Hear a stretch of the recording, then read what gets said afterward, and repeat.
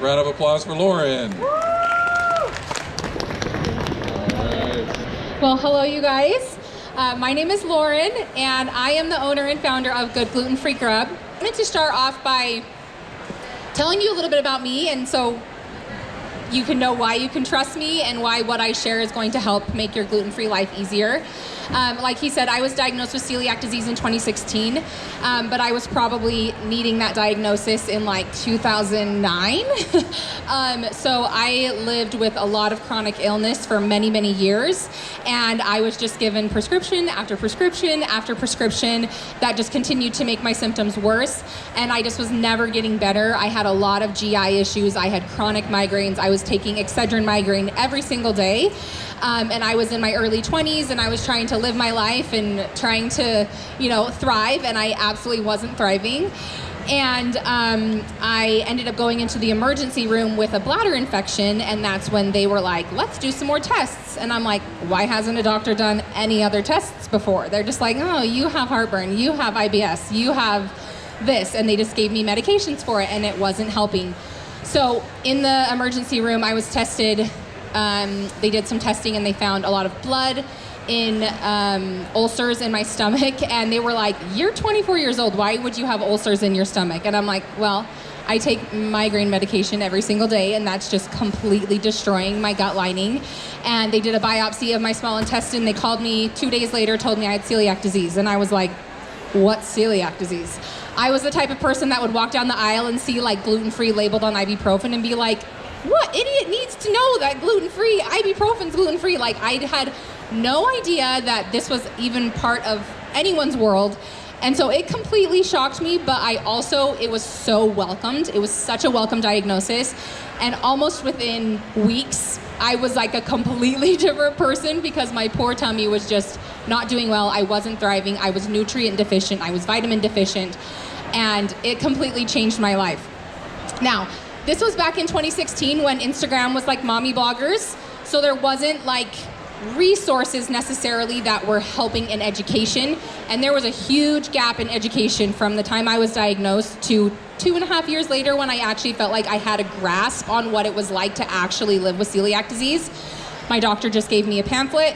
How many of you are just handed a pamphlet and told to eat gluten-free? Yeah, that's not helpful. It doesn't help.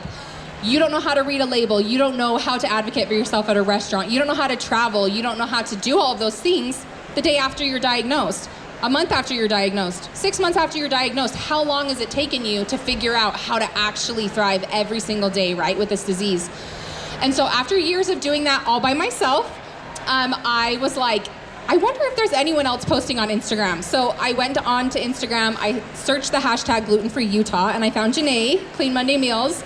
And this was in 2018, and she lived like 10 minutes away from me. And I was like, oh my gosh, there's somebody like posting about what they eat.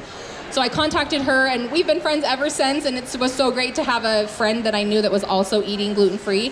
But her page was extremely helpful for me. And I was like, I can do this. I can start sharing the groceries that I buy, the things that I actually trust, the brands that I feel like are worth the money, because gluten-free is expensive, as you know.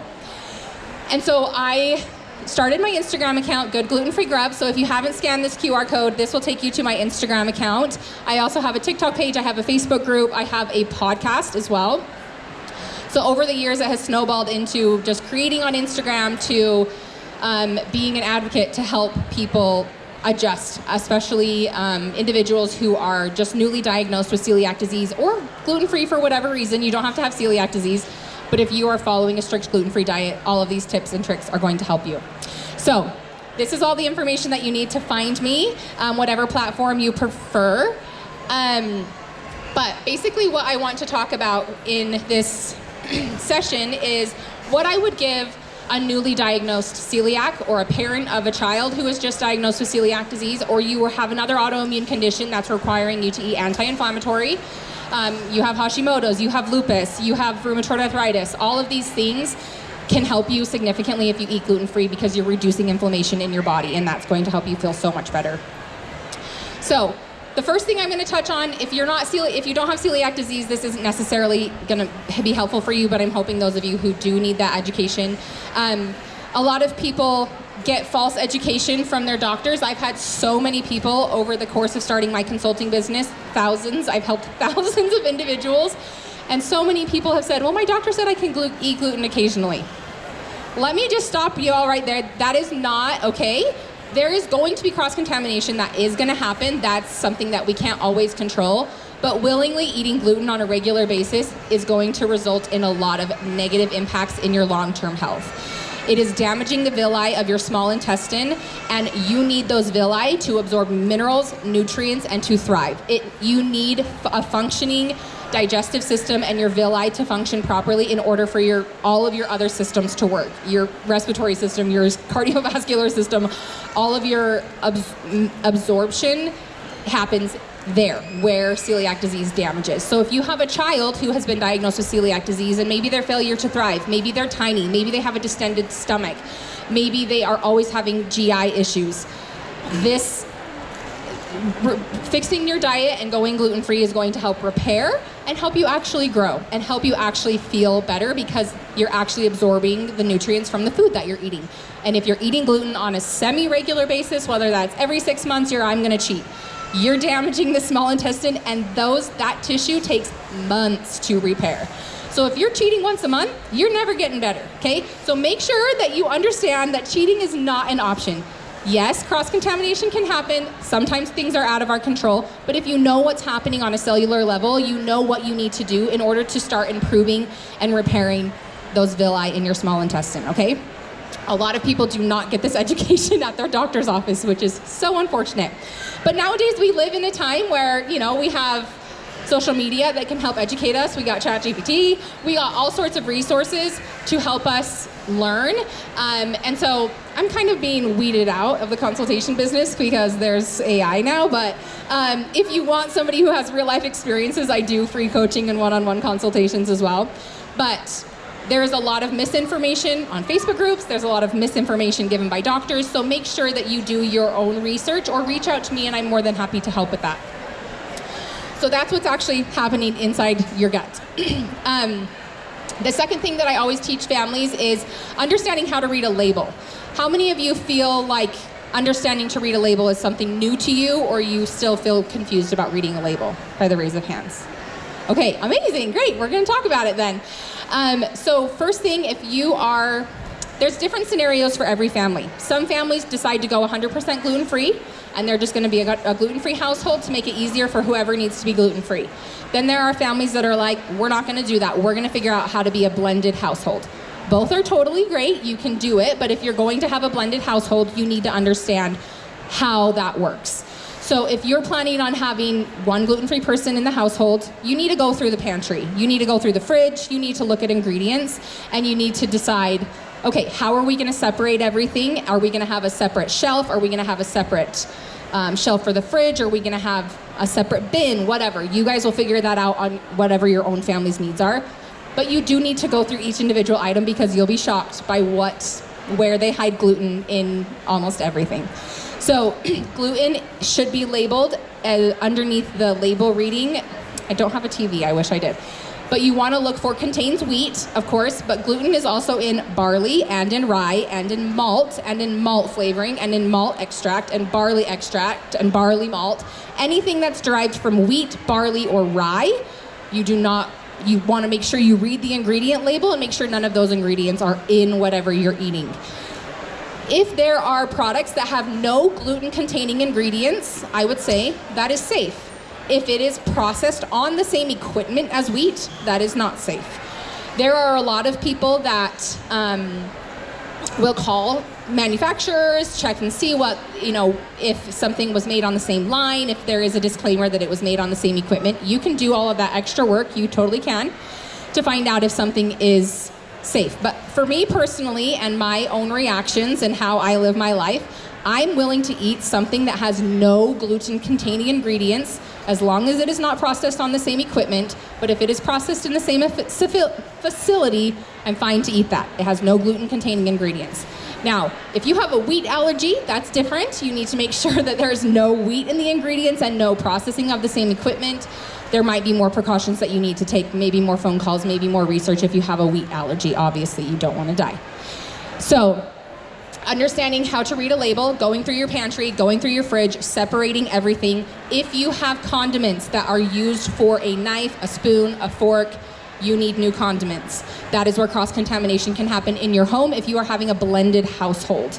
So mayonnaise, basically mayonnaise. What else? What else is there? Peanut butter, thank you. Peanut butter. Anything that you have dipped into the knife and you've spread it on gluten bread, you need new of that. So you need separate condiments, unless you just stick to the squeezable options of everything that can serve everybody in the family. So understanding how to read a label, knowing how to separate everything is very, very important. I would say the next most important thing for me, and this is based on my experience, is as soon as you find out and as soon as you know what and understand this disease, educate as many people in your circle as possible. Your family, your friends, your coworkers, whoever wants to cook for you, whoever wants to spend time with you, whoever is spending time in your home, whoever you're spending time with at their homes. These people need to know why it's important that you eat this way. You're not a burden to them, okay? If you have close friends and family, they're gonna go, oh, we'll do whatever you want. We can eat gluten whenever we want. We're happy to eat gluten-free for you for this, or we're happy to pick you up something up from the store. I know that it can be really hard to advocate for yourself, and it can be, especially if you're an introvert. If you are an introvert and the thought of saying, I can't have that, or I am too scared to tell somebody that I can't eat this, or I can't come to their house because I know they're not gonna have any gluten-free options. I beg you to build up the courage.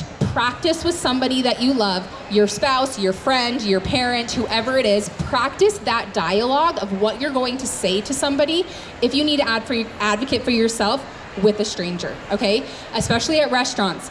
Practice beforehand so that you're not getting stuck at the restaurant table and you're like, I'm the only one that has to eat gluten-free and I have to ask all these questions and everyone's staring at me and I'm so stressed. Please practice beforehand. If it's your first time and you're like, I've never eaten out before and I'm scared, practice beforehand so that you don't choke under pressure. It is not, you are not a burden. This is not a choice. It is important for you to advocate for yourself at restaurants, with your family, with your friends. So please, I'll give you an example. I was diagnosed when I was 26. So I was already married and out of the house, and my family never had to learn how to be gluten-free for me because I had been out of the house for years. So I kind of just took it upon me and I burdened myself to be the one that had to make sure I did everything, and I went to every social event, every holiday thing, and I had to do everything myself. And I did that for years, and I think my family registered like, well, Lauren's got it, like she'll take care of herself. But after a while, that weight becomes really heavy when you're like, I'm the only one that has to do this, and I need help. I can't do this by myself. So the sooner you can educate family and friends on how to help you, it's gonna lighten your load significantly. They're not going to be mad. And if they are mad about it and they're being whiny about you being gluten-free, they don't need to be in our lives as often. I would say that those types of people that are in your circle that are like, I wanna support you, I wanna help you, I'll go to the store and pick up something for you. You tell me, send me a picture, tell me what I can do for you. Here, one of the things that I do all the time is, like, especially with the holidays coming up with Thanksgiving, I always send pictures or a specific recipe to the people that I'm like, hey, can you be in charge of sweet potato casserole? Or can you be in charge of XYZ, or a specific recipe? Here's a recipe that you can follow that's already gluten-free. Or like my brother-in-law makes the turkey every year for Thanksgiving, and he sends me a picture of everything that he's putting on the turkey and says, can you have this? Can you have this? These are the types of people that love you and care about you and want to help you. So don't feel like you're being a burden. People will be willing to help. People want to help make your life easier. And when you can educate them and they can see what it is like for you, they want to help. They genuinely want to help. So don't wait to educate your friends and family, because the sooner you have more people in your circle and in your corner, the easier this disease is going to be. Do we have any questions specifically about like social settings or family dynamics that I can answer? Okay. All right. If you're new to this disease, you've probably already learned how important it is to be prepared, but I want to talk about why preparedness is such an important part of living gluten-free. So many things change in the course of your plans. I travel a lot, and I want to encourage you guys to travel. Don't let celiac disease hold you back. There is so much still you can do. You can have a beautiful, fulfilling life with this disease. I promise you that. It just takes a little bit of work, a little more preparation. You can't just hop on a plane and eat at the airport and eat at a street taco place. Like, you have to be prepared. You have to have an itinerary. You have to know where you're going to eat. It does take more planning, but it is possible. We went to Hawaii a couple of years ago, and I had planned our day. We planned to do a specific hike, and on the way back from the hike, we planned to stop at this restaurant. I had it in my itinerary, and I was an idiot, and I didn't have a backup plan. So we get to the restaurant. I'm also a type 1 diabetic, and my blood sugar is low, and the hike was over, and we're driving back to the restaurant, and we get there, and it says, due to a family emergency, we're closed for the rest of the day. That happens all the time to me, where I'm like, this was my plan. So I have learned over the years that you need to have a backup plan somewhere in that area that you also could maybe eat, or if you need to pop into a grocery store or a gas station and grab a beef stick and a cheese string, something to tide you over, or carry a small cooler with you. Obviously, who always is carrying their own snacks and their own like everything, right? The amount of like little coolers that I have that are convenient for snacks and like a cooler section underneath or whatever, because these things happen. So you have to be prepared. I have a friend who is her life is so chaotic. She has 7 children. And she has celiac disease, and she is like the fly by the seat of her pants. She texted me 3 days ago, hey, I just landed in London. Any recommendations? I'm like, excuse me? You just landed in London? You have no idea where you're going to eat? Please don't do that. You can have a super awesome, enjoyable experience in whatever city you go to, as long as you're prepared beforehand and you know where you're going. Something I like to do is I make like a food itinerary first. We will like decide, okay, well, we definitely want to see the Louvre, and we definitely want to go to Versailles, and we definitely want to go to this place. So where we use apps, okay? If you're not using apps, you need to use apps that help you find restaurants in the cities that you're traveling to. I love using the Atlee app. I love using the Find Me Gluten-Free app. I love using TikTok to help me search. I use the Instagram hashtag feature where we're searching the city that we're going to beforehand. So we have a list of everywhere that we could potentially eat at. Here's all the things that are next to the Louvre. Here's all the things that are next to the Arc de Triomphe, right? You need to make a plan beforehand, especially if you're with other people and they're going, well, where can you eat? And now it's up to you, and all the pressure's on you to find a restaurant, and you're scrambling. You're not using any of the apps. You haven't done any research ahead of time. You're gonna have a miserable travel experience. So please, please, please prepare beforehand. This isn't just for travel. This is Thanksgiving. This is, I'm going to a potluck. This is, a friend invited me for a birthday party. You need to have food prepared for you, or you need to ask the host of whatever social event you're going to, what's the food situation? What are we doing here for this? I have had so many scenarios where I'm like, okay, I'm going to a friend's daughter's birthday party, and I'm like, they have to feed all the adults there too. So what's the food gonna be? Oh, it's Little Caesars or it's Costco pizza. Okay, so do I want to feel left out? Do I want to eat beforehand? Do I want to bring my own pizza? There's lots of different things. I am like a serious FOMO person. I want to eat what everyone else is eating, and I don't, it's a mental thing that I have. You don't have to be like me, but I'm like, if everyone else's pizza is getting pizza, I'm stopping at Via 313 before this birthday party, and I'm bringing my own pizza with me because I want to eat pizza with everyone else. Not everyone is like that, but I am like that. So I'm like, I always like to ask the host of whoever is doing something, what's the food situation? Are we doing burgers? Is it hot dogs? Is it barbecue chicken? Okay, if it's barbecue chicken, can you send me the marinade that you're using? Let me double check. Asking questions and finding out how safe the scenario is going to be for you is very helpful. Then that way you know you can either come and eat at that thing, or you can grab something beforehand, eat beforehand, grab takeout, bring it to wherever you're going. I will tell you, I have brought in food from so many other restaurants into other restaurants hundreds of times, and I've only been stopped once where they said, you can't bring outside food. I've brought other people's restaurants' food into other restaurants because I can't eat there with my friends, so I'll go pick up food from somewhere else and bring it to that restaurant. So we have options. There's lots of options for you. It just takes advocacy. It takes asking questions, right? So, was this the topic of preparedness? This is the topic of preparedness. So always be prepared, always be over-prepared, have a plan A, have a plan B. Depending on your scenario, you might need a plan C. Just please be prepared, because if not, you're not gonna have an amazing experience and you're gonna leave sad. And I don't want you guys to be sad, okay? All right, something else that I know a lot of people struggle with when they first get diagnosed with celiac disease or have to go gluten-free. The first question they ask, well, what can I eat? I don't even know. Like, I can't think of anything that I can eat. What can I eat? They think, oh, pasta's gone, bread's gone. I can't eat this, I can't eat that. There is so much that you can still eat. So let's talk about eating naturally gluten-free and how easy that is.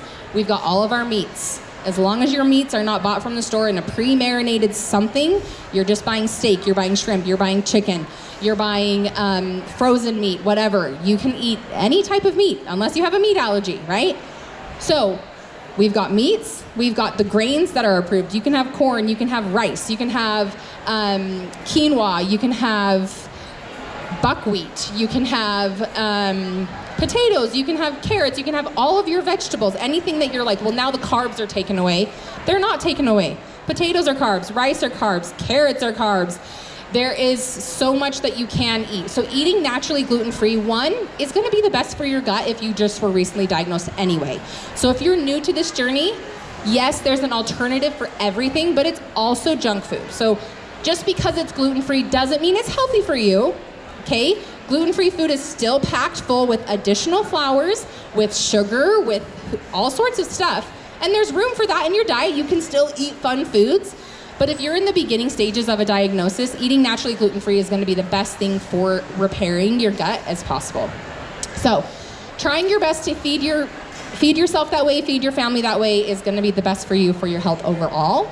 Celiac aside, gluten-free aside, that's how we should be eating anyway. But there are lots of really awesome, fun alternative foods. Now, I don't have a screen, so I can't show you, but in a one-on-one consultation, I do give you over 100 gluten-free grocery swaps. So let's say you miss the Hostess cupcakes. We've got an alternative for that. Let's say you miss a Pop-Tart. We've got an alternative for that. Let's say we miss making certain things from scratch. If you sat in Lisa's thing earlier today, she talked about baking and how to bake from scratch. There's amazing resources for figuring out how to bake here in this expo today. Go to Vivian's Live Again. She's got a cookbook that's all about mastering recipes and switching them over to gluten-free. We've got you miss a grandma's recipe. We've got cream of chicken soup. We've got cream of mushroom soup from Clean Monday Meals. This place is literally Christmas for me. I love the Gluten Free Expo, and there's so much to learn and so much to buy here that's gonna help you in cooking and baking and things like that. So I just want to reiterate how important it is to heal your gut. And if you don't already follow, there's an Instagram account called The Celiac Space. This is the owner of The Celiac Space is a registered dietitian. Her name's Erin, and she owns a consulting dietitian business for families and individuals who are just diagnosed with celiac disease, but she's a registered dietitian and has had continued education. She's a great resource, and she also has an app. Think ChatGPT, but it's just for gluten-free. She has everything that you could possibly need, and she was just on my podcast last week. So if you like listening to podcasts, she was on my podcast last week. She's a really great resource. But something that she posted years ago, I saved on my phone when I was first diagnosed because I needed so much help. And I just want to share it with you guys.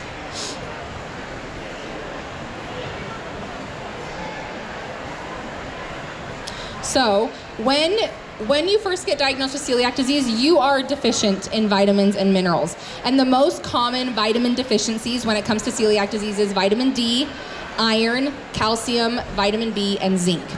You're going to be deficient in those things if you are just diagnosed with celiac disease. So those are places that you need to be supplementing. You also need to be getting your blood work done.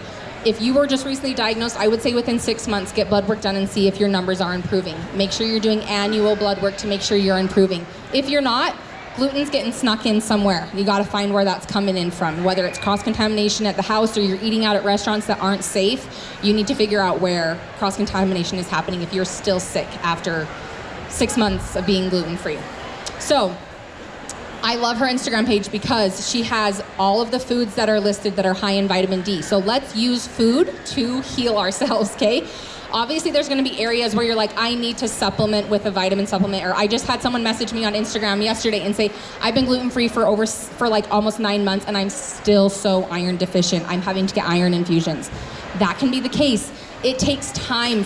If you've had celiac disease undiagnosed for years, you got some serious damage going on in there, and you can't just expect your villi to heal within a week, within a month. It's gonna take time for those cells to repair, especially if you don't have, especially if you're getting cross-contaminated from different things. You just never know. Sometimes we get sick and we're like, okay, is this from gluten? Did I take a risk? Or maybe I got a little intolerance to dairy, or maybe I can't tolerate soy. I think a lot of people assume they get glutened as soon as they have a stomach ache, but it's not always necessarily the case unless it was something that you took a risk doing, right? And I'll tell you, I take educated risks a lot because I want to help the community. So I'll try new restaurants, I'll do all of my own self-advocacy, and I do a lot. I'll try new things. Taking the educated risk of me asking questions, reading labels and stuff so that I can share them with you. So that's why you need to follow me on Instagram. So we've got foods that are rich in vitamin D, iron, calcium, vitamins, zinc, all that stuff. So just a great resource. It's the celiac space, _celiac_space. Just a great resource for anyone who needs additional help. That was something that really, really helped me. Also, if you ever miss something specifically, please send me a DM on Instagram and be like, have you ever found an alternative to this? Because chances are I've tried it. Chances are I have purchased it because I like to try the new things so that I can share them with you guys online. So I'm also here to help do that. So we talked about blood work and getting your blood work done. Okay, some of the resources that I wanted to talk about. I am a huge advocate for, like I said, traveling. You can still have a fulfilling life with celiac disease, and you can still do so much. But like I said, sometimes you have to invest in yourself, and you should. You should always invest in yourself. You should always make yourself a priority and your health a priority. I know that might seem selfish, but it's not. It's okay to take care of yourself too, and take care of everyone else, but taking care of yourself is really important. I personally pay for several apps because I like to simplify my gluten-free life. I like to make things as easy as possible. I run my own business. I'm active in my community. I have children, and I run my own business. I like to just make things easier for myself. So there are some things that are worth it to me to purchase a specific app that I pay annually for.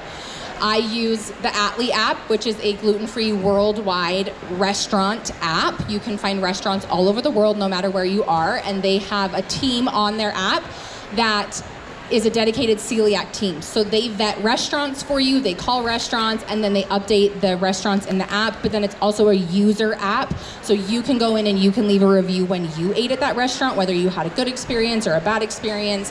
They have a guide on their app that shows which places are dedicated gluten-free, which ones are accommodating, which ones have educated staff, which ones are just accommodating but aren't like celiac safe, so you have like a guide. Then there's Find Me Gluten Free, which is a free app, which is so helpful. I used Find Me Gluten Free for years, and I still use it. I use all the apps because, like I said, I travel a lot, so I like to cross-reference, and I like to make sure sometimes things in Find Me Gluten Free haven't been updated for years. There hasn't been a review since 2022, so okay, so let's go look at Atlee and see what Atlee has. Okay, there's nothing there, so I'm gonna call the restaurant, okay? I call restaurants all the time because I'm like, this is the only option that I have in this area, so I'm gonna call and see what they can do. And just last week, we were in Nashville, and we went to a restaurant that wasn't on either of the apps. It was nowhere to be found, but my husband was like, go look at their website, see if they have anything. I looked on their website, their menu has GF next to a handful of things, and I'm like, okay, well, at least, if anything, I can get a mocktail and I can get a veggie tray. Like, I knew that that was an option for me. This was not on either of the apps, so I'm just saying, sometimes you can eat at restaurants that aren't on the apps. You don't just need the apps, but you can advocate for yourself at any restaurant. And if the staff and the management and the chef is willing to accommodate for you, you can eat there. It doesn't have to be a dedicated gluten-free place to eat at. You just need to ask all of the right questions, right? So we ended up going to this restaurant. It was actually Dolly Parton's rooftop bar, and it was so awesome. So if you go to Nashville, you can eat there. It's not on the apps, but I'm gonna add it to the app. So as a user, I can add restaurants into the apps, right? And I ended up being able to eat there. They were able to ask the chef questions. My waiter was amazing. I felt the confidence of the waiter was so great that I felt confident. If the waiter is not confident, I'm not confident. So I do that a lot where I'm like, I'm going to try eating at a restaurant that I've never eaten at before. But if the staff is confident, I feel a lot more confident when I go to a place like that. So, like I said, those are two really, really great apps. But another free way to plan an itinerary or find food is literally TikTok and Instagram. Facebook pages can be helpful too. There's a lot of Facebook pages that are specific to each specific city. Last year we went to Scotland and England, and I joined a gluten-free Scottish Highlands Instagram page, and that's how I found half the places that we ate at. So there are resources that are free that you can use. You can search hashtags, you can search on TikTok, and people like me who eat when they travel are gonna post about where they ate and whether or not it was safe or not. So as a gluten-free person, your experience is so valued. So please leave reviews at places that you eat at, because it helps the next person who's also trying to find a safe place to eat. We're all in this together, right? We're all trying to figure it out by ourselves. I also talked about the Celiac Space app. You can go to the Celiac Space on Instagram. You can download the app. It's available on Apple and Android. Just a really great app. I think it is an annual subscription, but I think it's only $4.99 a month is what it ends up being. So just totally worth it, in my opinion. There's certain things that are totally worth it because it's going to help make your gluten-free life easier. If you have to travel for work, that sucks. I'm so sorry. But you can still do it. I know traveling for work sucks, but you can still eat at places with your coworkers. You can still do that. It just requires a little bit of extra work. We're not like normal people, right? Okay, one other thing I wanted to talk about is specifically my podcast. When I started my podcast, when I started my page in general, I genuinely just started my page because I was like, I would have killed to have had a resource like this when I was first diagnosed. There just wasn't great resources. I'm also kind of like technically an idiot, like technologically an idiot, so I don't like think to like use the internet to help me, but I've changed my ways and now I'm very internet savvy. But what is in your hands right now is such a great resource. So, one of the things that I really like about podcasts, now some people are podcast people and some people aren't, and that's totally fine. If you are a podcast person and you got to do the dishes, pop the headphones into your ears and listen to the podcast. I have guests on my podcast. I have doctors, I have nutritionists, I have dietitians. I have guests come on that live gluten-free as well. I recently had a gal on who was diagnosed when she was 4 years old, and she's 27 now, so she's lived her whole life with it. And I haven't had that experience. I wasn't diagnosed as a child, but many of you out here have children who have been diagnosed with celiac disease. So having the perspective of somebody who has been living gluten-free for a lot longer than me, or having to navigate school, having to navigate road trips, having to navigate field trips, birthday parties, all that stuff. There are endless resources on my podcast. I've been doing it for 4 seasons. So I have lots and lots of episodes. You can search episodes. You can search gluten-free and then the topic, or you can go to my podcast and you can scroll down and see what topics might like be exciting to you. I had a doctor who works for Red River Wellness. He came on and talked about the power of vitamin D and autoimmune conditions. If you have more than one autoimmune condition, I'm actually curious, how many of you have more than one autoimmune condition? Okay, so we've got a handful of you.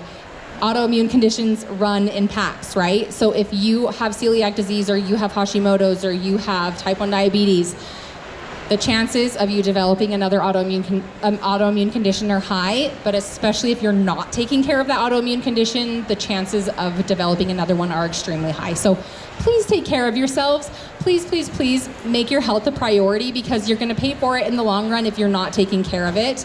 And just something to be aware of too is understanding like how to get a proper diagnosis. I just had Erin, who's the owner of the Celiac Space, on my podcast last week, and one of the main topics we talked about in our hour conversation was how to get a diagnosis, like blood work, and the factors that go into getting a proper diagnosis, because you need to be eating gluten in order to be diagnosed with celiac disease.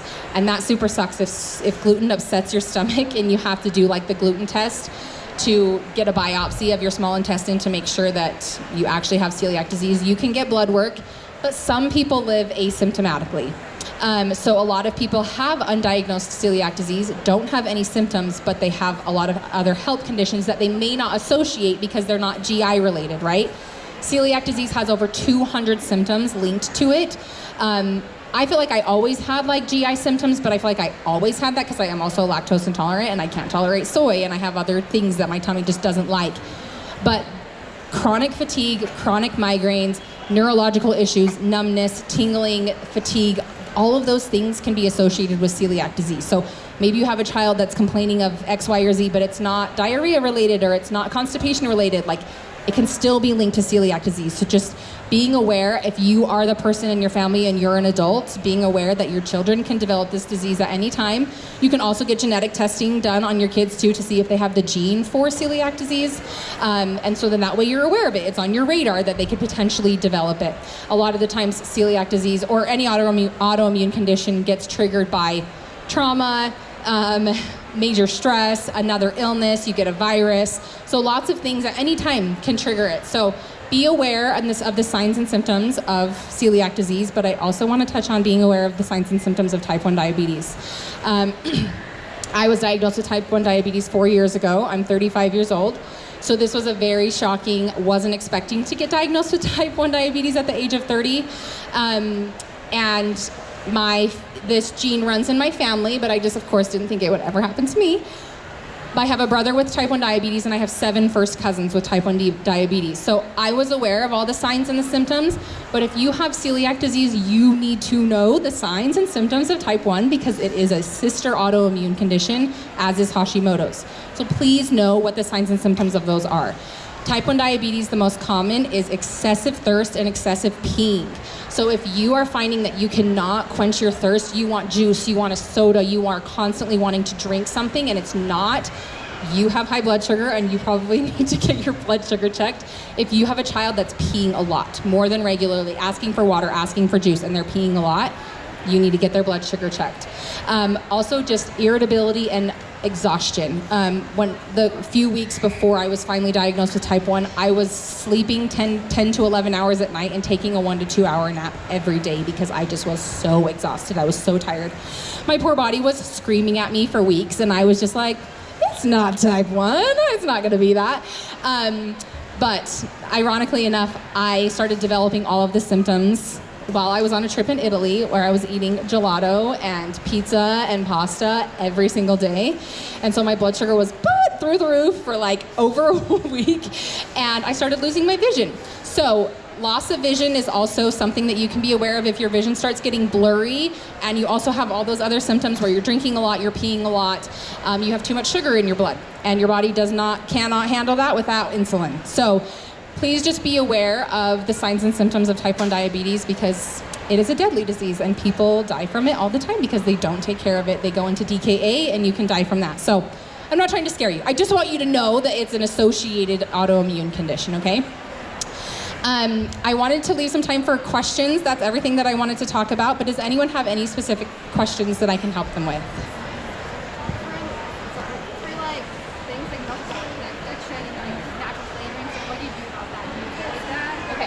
So her question was, what do you do about like certain ingredients that are like maltodextrin, natural flavors? Unfortunately, it does require a little bit more research. You do need to do maybe a little bit more Googling. There's another app that can be really helpful called the FIG app, F-I-G. You can scan the barcode of whatever you're eating and it will tell you whether or not something's green, yellow, or red. If it's yellow and it has maltodextrin in it or it has natural flavorings in it, you will have to do some additional research. I wouldn't say that 100% of the time you have to stay away from those ingredients, but each individual item or product is gonna differ. So I eat a lot of things with maltodextrin in them. I eat a lot of things that have natural flavoring in them, especially if those products have the certified gluten-free label on them. I'm gonna trust that labeling. But I would recommend downloading the FIG app if you're like, there's a lot of things that I'm just unsure about. That app can be really helpful. Anyone else? She just got diagnosed a week ago. Oh my gosh, she was just diagnosed 1 week ago. Yeah, and so we're wondering maybe about family and like have a meeting or like ask each kid or like Okay.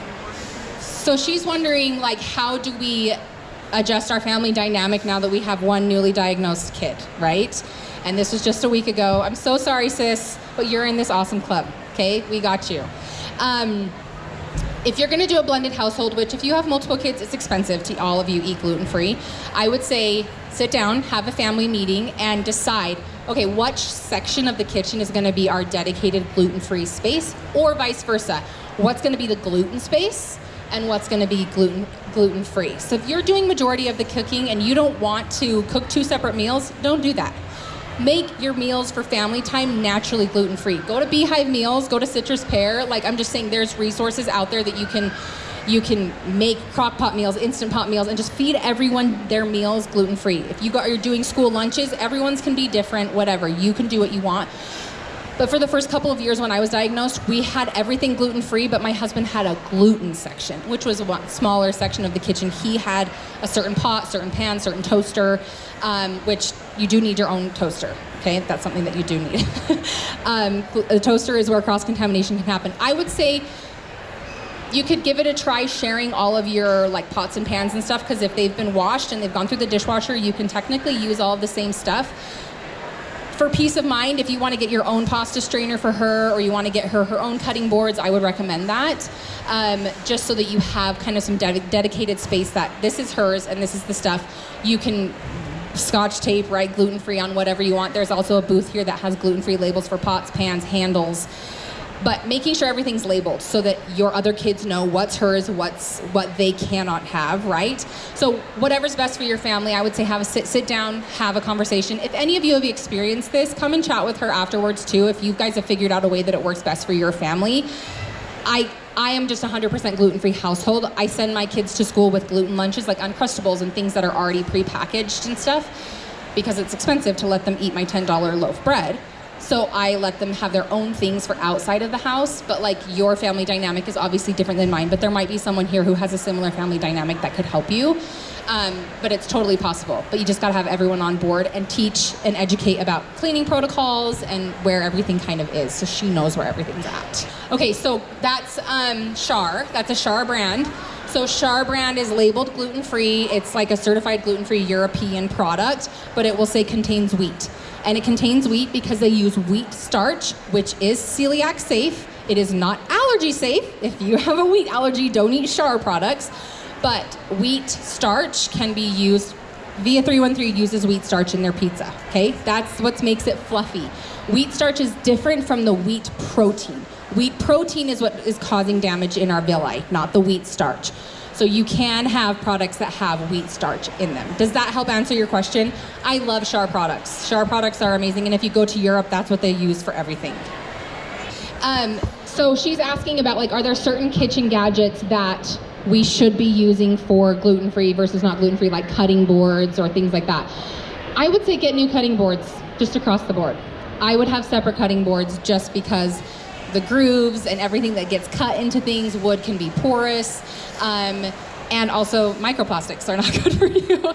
So I would say like a stainless steel one for the gluten-free person, or like a new wood bamboo one or something for the gluten-free person, and just not mix the foods.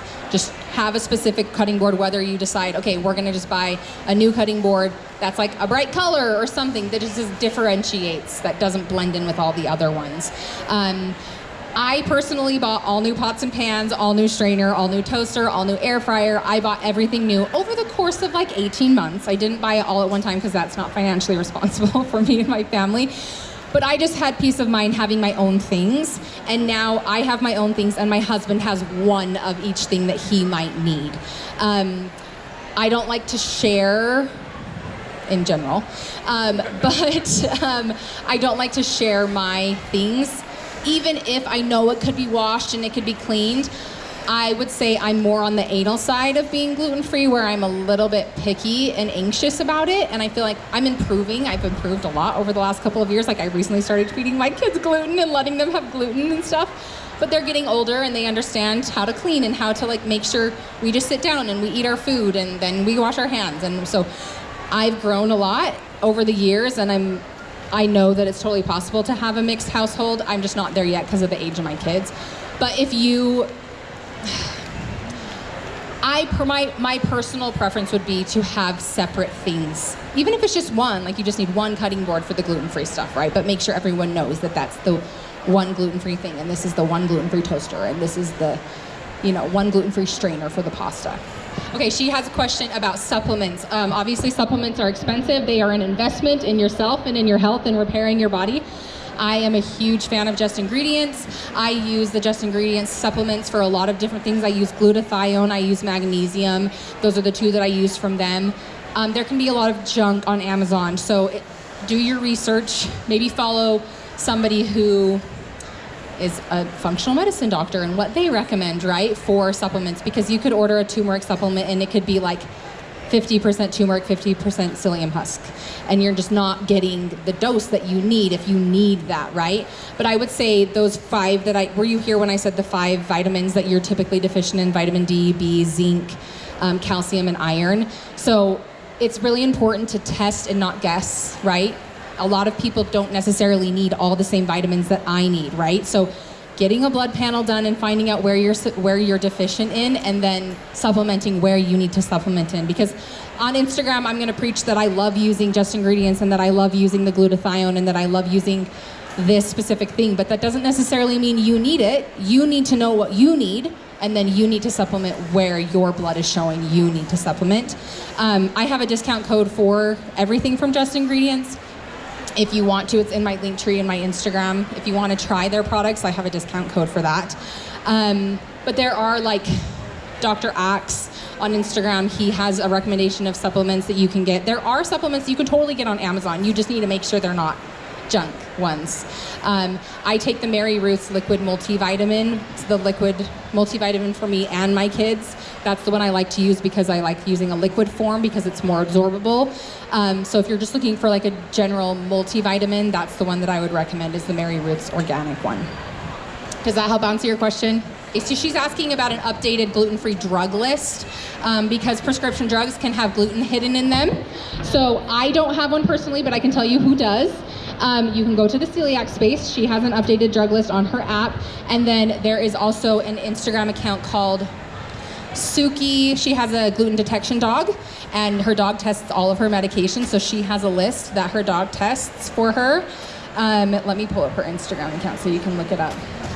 It is called Suki, SUKIPWD. And she has a gluten detection dog as well as a updated medication list on her like link in bio. But then the celiac space also has that too. I know that's a really frustrating thing about drugs, is you're like, why is there gluten in medications? It's so frustrating, which is so funny that I complained that people were dumb and needed the ibuprofen to be labeled, and now here I am like, here's an updated drug list of all the gluten-free drugs that you can get. Not street drugs, guys. Just regular prescription drugs.